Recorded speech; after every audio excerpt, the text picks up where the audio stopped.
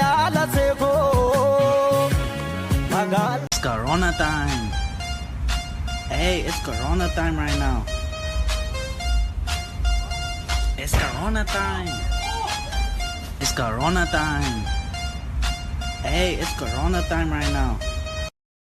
Ashama arkafuni doftoota fi kabajamtoota chaanalii koo akkam nagaa keessanii baga jiraatan baga video hard and walitti deebine nimbade na yaadan ramiti na yaadammoo na yaanne koomiteetti na warreessa akka na yaadan abdiin qabu namoonni na jaalatan jechuudha ijoollee yeroo baay'ee video koo laaltanii kanarra kanaaf ammoo torbe geeranatti fakkaate erga video gadhiisee torbe caalera ana waan hunda fiyo hara wanni raasa barbade way kan makaroni ka ya rabbiko malo jala badina fa corona way corona chura and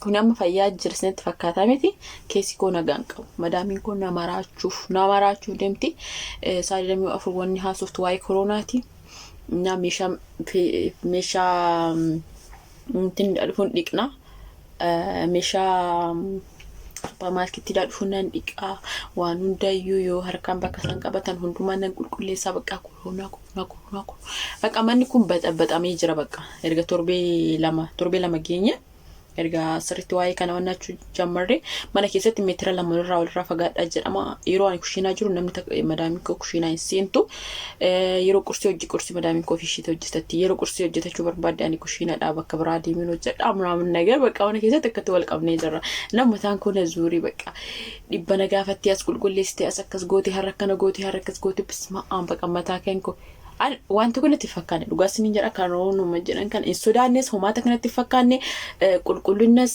manaamna jedhanis wanta akka duraanira wanti jijjiirtu kun jiru dhugaa dubbachuuf taanan jechuudhaan akkuma duraan harka koo dhiqadhee nyaadha amma harka koo dhiqadhee nyaadha san lattan dhibba dhiqatanii manaamna harakaatu godhasan no gochaan jiru aan dhiqadhee yookiin waan jechuun namni of eeggachuu waan jirudha garuu harkana hundaa sodaatanii maal faayidaan qabu dhugaa rabbii waaqayyoon nama eega malee wanna miti namni of eegee fi miti jechuudha innaa kana keessa jira isteesi koomenteerratti barreessa akkamsiin gochaa jiranii biyya hunda jiran ijoolleen takka kan birriillee tokko isaan arganiiraanii kan madaamin isaanii tokko isaa jedhanii jetteeni birrii tokkostu naamti TikTok irratti namoonni TikTok fayyadamtan jechuudha baay'ee argee baay'een kolfee jira lakkaana biraa bichaa miti jedhee jechuudha intini harakaatti jechuudha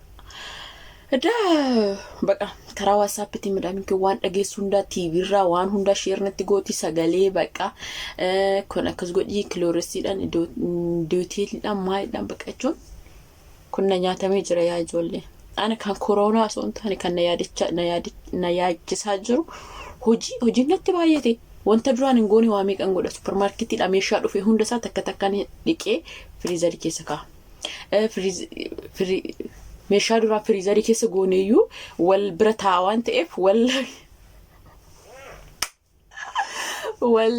jechuun isaa ammaa fi inni duraa walitti wannata jette kan duraan bitamee ol kaa'amillee dhiqa jechuudha deebi'ee ana waan keessa jiru anaa fi rabbitu beeka kanaaf iyyuu hundumti keessaniyyuu akka sanatti fakkaatu ijoolleen mana namaa hojjetan jechuudha keessamuuf iyyuu aramni jechuudha baay'ee akka abbadan baay'ee si basa jechuudha innaa kana keessa jirra innaa waan hundaaf iyyuu garuu of eeggadhaa sinillee jechuudha ijoolleen keessattuu ijoolleen ala hojjetan mana keessa yoo hojjette amma isaa sodaachisaa miti garuu ijoollee yeroo baay'ee ala hojjetan jechuudha of eeggadhaa jechuun nuti of eegganneef sontaan waaqayyotu nama eegaa garuu mutu akkuma jedhan of eeggachuun bareeda jechuudha ani garuu takka akka abbadee isa harka dhiqatanii maali jedhanii wanta fayyadaman baay'ee jira as keessa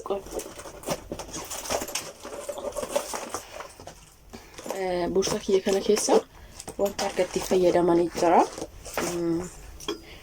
engaddaa kana baheen ture jechuudha na baheetiniin sababaan baheef isa kana kenna fayyadamin aan jedhanii garuu yoo ani fayyadamne laala hin banneeyyuu jechuudha guutuu isaadha guutuu jala jechuudha hin banne jechuun baqaanii nakka banne akka nama garuu isa gaafan bahe jechuudha gaafan baheeti madaamii keenya cinaan dhaabbatu suniin jedhe yeroo hundayyuu yoo baate kan akkatti xab godhiite jechuun bakka baatee yeroo dhuftu waan harkaan qabattu suuqii yoo seente waanuma goote hundayyuu akkatti harka keetitti buusiti qulqulleessi naan jette. Ani garuu okkee jedheeni naaf kennite boorsaa koo keessa godhadheetiniin deemalee hin fayyadamne homaa tokkos hin goone homaa tokkos hin taane nagaan jira galata rabbii jechuudha.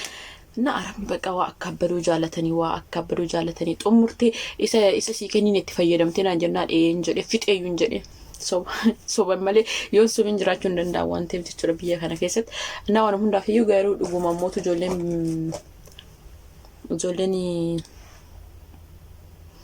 maal jedhama yaa ijoolleen mana wannaa keessa hojjetan ijoolleen ala hojjetan jechuudha kana yoo qabaattan dhibba dhiqachuu namaan barbaachisu kun gaariidha. Afaan ofiitiyyuu ittiin nama qulqulleeffatti rakkoon qabu jechuudha. Kun baay'ee yeroo dheeraa sigaati qomaxxaaf gootee waan ta'eef wanta ishee tana bitadha. Ijoolleen ala keessa hojjetan jechuudha. Kaddaamaa nuti akka mana warra nuyi warra mana keessa hojjetu sun taane ijoolleen ala keessa hojjetan. Ijoolleen ala keessa suuqii. Gallana garuu Dubaayitti suuqii fa'aa namni dhaabbatee jira natti fakkaata. Gabaa suuqii fa'aa namni dhaabbatee jira.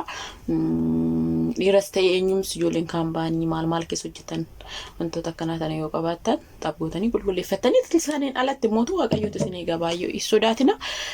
Waan hundaaf iyyuu waaqayyoon dhibee kanaa sodaachisaa maalii kana waaqayyoon nurraa haa baraaru nurraa haa kaasu jechuu kiyya haa baduu nurraa maaliif baay'ee sodaachisaadha. Sababa dhibee kanaaf namoota baay'eetu biizinasii walroonni hojjetan baay'ee namoota baay'eetu kasaaree naggaadonni gabaan hin jiru jedhanii araboonni kinoo hojii dhiisanii baay'een isaanii Misteerii kee qofatu hojjeta misteeriin kee doktara waan ta'eef inni hojii hin dhiifne garuu ijoolleen hojii dhiisanii narra taa'aa 24 garatti hojjedhu dhabeen jira. Madaamiin asii natti iyyiti sana qulqulleessitee sana akkas gooteettee natti iyyiti. Ijoolleen hojii dhiisanii kun kompiitaraan mana keessatti hojjetanii kun achi taa'a kunis taa'a karumatti hojjedhu. Kun saloonii taa'ee kompiitara gorogoraa kun achi taa'ee kunis taa'ee bakka hojii garatti hojjedhu na wallaalchise jechuudha. Jechuun ani yeroo ammaa kana jechuudha sodaa koronaa takkan qabu garuu kan na cinqee jiru warra sababa koronaa hojii dhiisanii mana keessa taa'anii arabni asii madaamiin kee achi qulqulleessitee isa firiizarii keessa baasee dhiqqisan akkas godhi naan jette. Asiin ijoollee walirra taa'anii kun hojii dhiisanii asii hojii hojjetan mana keessatti jechuudha kompiitaraa wanta hojjetan jechuudha sababa bakka hojii taa'anii hin hojjenneef jechuudha. Innaa koronaa dhageessa yoo hin deemte taate nurraa deemi bakka. Anamma hojiin natti baay'atee jira sababa koronaa jechuudha. Ani arabni yeroo mana taa'an jechuudha otoo hojiin jiraachuu baateeyyuu akkuma waanan hojjedheettiin dadhaba. Dhugaas ni jira yeroo arabni mana taa'an ijoolleen jechuudha. Yeroo ijoolleen mana oolan ijoolleen hundumti isaaniitu mana oolan akka waan hojjedheettiin dadhaba. Dhugaas ni jedhaati. Inni akkamitti hojjettaate akkamitti qulqulleessita manni qoshasha hundi dhiisuu qulqulleessuuf isaan walirra taa'anii hojii hojjetanii minaaman asiif achi deemanii nyaachuu dhuguu bakka afaan isaanii walitti hin jedhu. Koronaa maal dhugoote garuu ati koronaa. Innaa waan hundaaf iyyuu waaqayyoon waa eegu jechuun dhukkubichi qoosaa miti. Dhukkubichi qoosaa miti yoo nama qabee namallee ajjeesu garuu qoricha hin qabanii qorichi isaallee argamee jira garuu hamma kana akka abbaduun hin barbaachisu of eeggachuun gaariidha.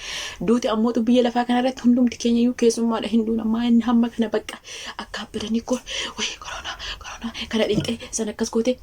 Rabbi mana keenya kana keessatti immoo adduma sodaan jechuudha bakka lubbuun isaanii as geesse. Madaamiin kee ammoo dhukkuba biraallee waan qabduuf duraanillee dhukkubsatti waan ta'eef sababa sanii sodaatti yoo akka tasaa qabe hinduuti waan ta'eef natti fakkaata jechuun namoonni dhukkuba naamna biraa qaban yoo dhukkubsatan hindoo waan ta'eef jechuudha. Walumaa galatti bakka waa'ee koronaa kanaan wal qabatee viidiyoo sababa kanaa hojjechuun dhiise. Sababa kanaa hojjechuu hin dandeenye jechuudha. Mana oolanii natti hin tolu asii kun shaayii kun jechuudha kompiitara hojjeta shaayii buna xixnaan jechaa oolanii ani sachanii fachi kaddaama waan ta'eef siifachi bakka xuxxutu jedhee hojjechaa oola waan ta'eef kanaaf koronaan sodaa malee hojiilee nuti dabalee jira nuti warra kaddaamota jechuudha. Daraasii rakkoo koronaa yoo na dhageesse taate jechuudha. Yoo gurran qabaatte taate nurraa deemi. Si gahee biyya baxabbaxxee ji'a tokko minamna tureera bara nagarachillee koronaan jechuudha. Erga dhufee Dubaayyuu gara ji'a sadii ta'edha namatu hin beekne malee erga seeni akkan dhageesse jechuudha. Waan hundaaf iyyuu kana fakkaata. Waa'ee koronaa waliin haasa'u dhufe kana fakkaata. Isin madaamiin keessa maal isin gochaa jirti? Maal fa'aa isin dhiskiisaa jirti? Akkamitti waliin jirtanii? Komentii jalatti naa barreessaa dubbiseetiin kolfaa kan birrii tokkos ta'anii jechuudha. Isinitti mee dura kan birrii tokkos isin jira namoonni baay'een. Nama bakka jechuun ani balbala isa kana jechuudha. Ganama yoon ka'e dooteeliidhaan nan qulqulleessa. itti raaca'ee jechuudha hoteelli. Balbala isa kana hunda isaa kan shinti beetii kan mana fincaanii kan bittiisiin waan balbala ta'ame hunda isaayyuu kana ganama nan qulqulleessa daqiiqa 30 boodallee qulqulleessinaan jetti daqiiqa 30 mallee qulqulle. Anammoo addunyaa kana keessa maal jibbita jedha na gaafadha. Hojii baay'ee gobaziidhaan sarratanya cimtuudhaan jechuun nan hojjedha. Hojii koo ani hojii kan koyyoo seeraan hojjenne hir'ina hin qabu. Gaafa seeraan qulqulleessee hojjedhu bakka hirriba gaarii rafaa qallaalii kan garuu jechuudha maalan jibba beetanii ajaja kana godhi sana godhi ati qulqullistee kana qulqullistee namni gaafannaan nan dhiisa. Hojii keessa seeraan hojjedhu beekitiin otoon qoshashaa arguyyuu dhiisan qulqulleessu. Garuu namni bakka hojii kun hojii kan keeti hojii jedhaniitti dhiisna baay'ee sarratanyaa cimtuudha of jechaafii miti. Innaa ammoo sammuuna kan erga koronaan dhufe ajuu jannatti baay'ate achi qulqulleessitee balbala akkas gootee yeroo hundayyuu daqiiqa 30 akkas gochuu qabda jedhanii hundumti isaaniitiif ijoolleen ajajanii beekna. Even jechuun mana kana keessatti ijoolleen takka kana gootee jedhanii kan kutaa isaanii keessayyuu bakka kana qulqulleessitanii nan gaafanne amma hundumtuu na gaafatan warqee akkas goote sodaa jechuudha buk jedhanii bakka akka waan bakka hundi kureenaa qabu jechuudha. Innaa ajajannatti baay'isanii bakka jechuudhaan na gochaa jira yeroo namni ajajan jaaladhu.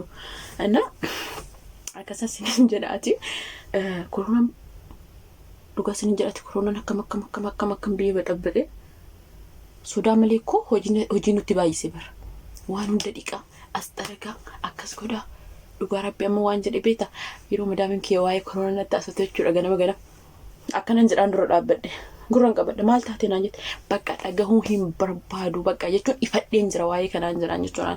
Akka barbaadetti deebisaanis sodaa hin qabu akkuma argitan kana sodaadhaan madaan jechuudha. Akkasiin jedheen jechuudha ganama kana fa'aa bakka jibbistee dhagahuu hin barbaadu bakka diqquma sagalee natti ergiti akkasii TV irra wanti isheen natti hin ergine jiru WhatsApp kee biizii bakka sagalee masheetii wanti isheen natti ergitu jechuudha. Akkaan laalee irraa akkasitti hojjedhu jechuudha wantoota internet irraa argitu hunduma isaa jechuudha. Innaa jechuudha waan haasaameen dhumneedha kun ikkoo gimaash netti malee hunduma sinetti fakkaateen waan hundaafiyyuu dhugaa rabbi akkasiin jedhaati waaqayyoon ani jechuun Itoophiyaa seenee jechaa sanduna yaaddisse malee inni arabaa kun larabna kanuma akka abbadanii dantaa miti. Waan hundaafiyyuu waaqayyoon nu haa eegu waaqayyoon isin haa eegu aguma danda'ame of eega saniin achitti waaqayyootu isin eega hunduma keessanii waaqayyo isin haa jabeessu ijoollee mana namaa hojjetan hunduma keessaniyyuu harakaan akka baay'atu akka hojii dhiisanii mana ta'an nan beeka keessattuu ijoollee beerutu baay'een isaanii madaamuun mana oolan jechuudha hojii dhiisanii waan hundaafiyyuu nagaanaaf jiraadha hojii keessanillee waaqayyo isin gargaaruu baay'een isin jaaladha bakka jirtan ittiin nagaanaaf taha harakana naasa'uu barbaade amma inturu jechuudha yeroo biraallee viidiyoo biraatiin nan dhufa guyyaa lamaan viidiyoo nan hojjedha jedhee yaadaa jira jechuudha goonatti tole. Innaa waan hundaafiyyuu baay'ee isin jaaladha nagaanaaf tura.